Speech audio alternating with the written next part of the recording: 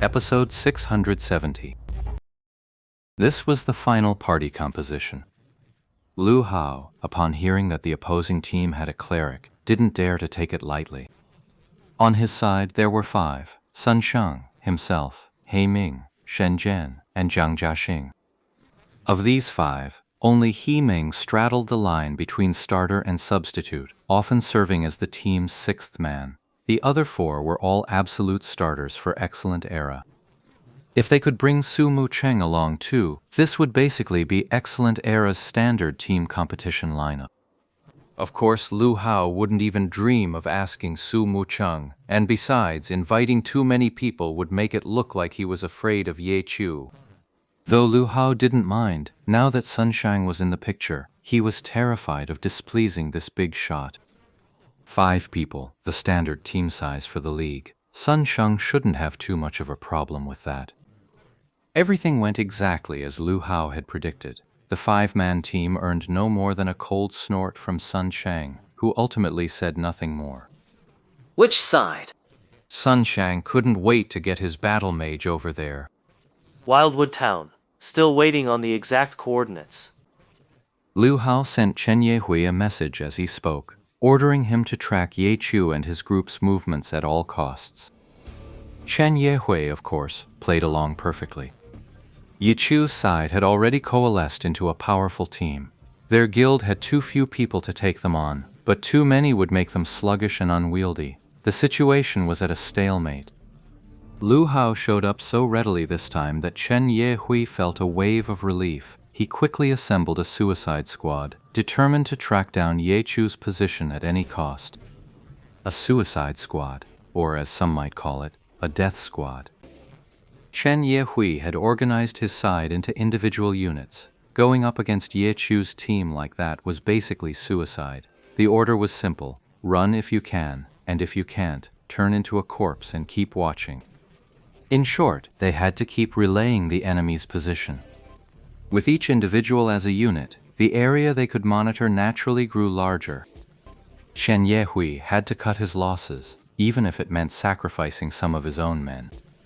So once the organization was complete, they simply told these people, if you have any equipment you can't bear to part with, hand it over to someone else for safekeeping first. The implication was clear: your odds of dying were considerable. These people were well aware of the stakes. They accepted their orders and immediately expanded the search area. This method proved effective. Soon, word came from the players moving east. They had spotted the 7-man squad. The group was maintaining high speed, but their intentions were unclear. Intent? Chen Yehui no longer cared about intent. The ones about to fight weren't them. All he needed was simple: the location, then pass it to Lu Hao's side. This first player to spot the target got lucky. He somehow went completely unnoticed. But they had their orders. No finding the target meant they had to keep watching until they dropped dead. This guy wasn't stupid enough to get too close. He kept his distance, far enough that he couldn't even make out the other player's ID. After one last turn at an intersection, when he ran over again, the figure was already gone. Following him like that was bound to lose the trail, but now that they had the initial coordinates, Chen Yehui had already dispatched scouts to the area. Soon enough, a second spotter picked him up. Though this guy wasn't as lucky as the first. He sent out the intel, then made the ultimate sacrifice. Didn't you say they were gathering forces? So how come we ran into a straggler, and all alone, no less? After killing this one, Zan Lulan asked. They lost track of us, so they sent out some sacrificial pawns to sniff us out. We've been exposed now. Right now, yes, but we're not just going to stand here like idiots, are we? The 7-man squad pressed on. On Chen Yehui's side, the suicide squad members kept falling one after another. But when he linked up their coordinates, it was clear these 7 were wandering completely at random. No one could predict their next move. Chen Yehui sent the cleric back in to raise the bodies from every spot, then kept on working. Chen Yehui kept sending the scouting coordinates to Lu Hao's group. Lu Hao and his group reached the Wildwood Town soon enough. But the shifting coordinates left them with no choice but to head toward whichever marker appeared next. Tiananxing and Cheqianzi still hadn't given up. they had their massive army march in block formation through the wilderness town, trying to manufacture a chance encounter. The two of them kept sighing every now and then, but Chen Yihui had no time left to deal with them. He still had the 5 members from the team to attend to. After half a day with no results, Chen Yihui was getting anxious, so he dispatched another wave of men, scattering them like sesame seeds across the map. This time, it finally paid off. 2 people even sent coordinates at the same moment. With the surveillance upgraded, the intel started pouring in thick and fast.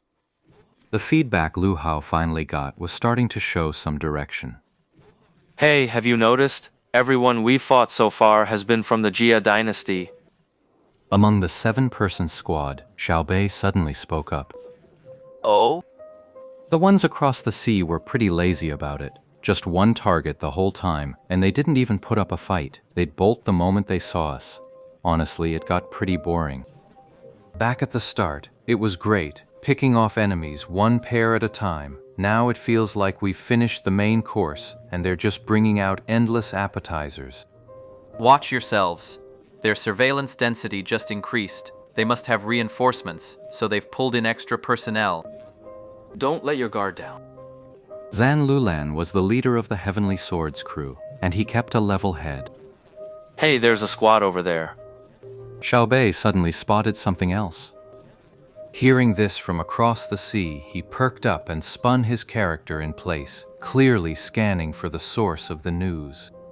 Only 5 people? But when he saw them, Jihai couldn't hide his disappointment. Better than being alone. Xiaobei said. 1 exchange is all it takes. Ahead lies the sea-crossing path. Be careful. But Yi Shu was deadly serious. Could it be a trap? Zhan Lulan asked him. Handle it carefully. Yi Shu didn't give a direct answer to that question.